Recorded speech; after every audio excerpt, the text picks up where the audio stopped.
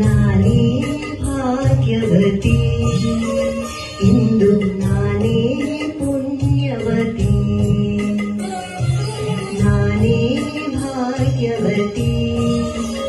ಇಂದು ನಾನೇ ಪುಣ್ಯವತಿ ಗೋವಿಂದ ನಿನ್ನಿಂದ ಆನಂದ ಹೊಂದಿರುವ ನಾನೇ ಭಾಗ್ಯವತಿ ಇಂದು ನಾನೇ ಪುಣ್ಯವತಿ ಕ್ಷಣಕಾಲ ದೂರಾಗಿರಲಾರೆಂದು ನಿನ್ನಲ್ಲೇ ಬೆರೆತು ನನ್ನನ್ನೇ ಮರೆತು ಕ್ಷಣಕಾಲ ದೂರಾಗಿರಲಾರೆಂದು